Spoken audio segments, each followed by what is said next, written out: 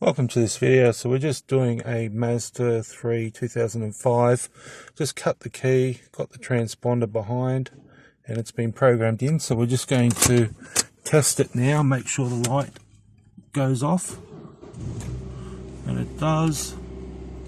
So that's fantastic. Alright, so next thing we need to do is just programmed in the remote, and we'll just test the remote. So this is a 41521, and that is unlocked. So locked, yep, unlocked, and we're all good. Thanks for watching. All keys lost, Mazda 3 2005. Cheers.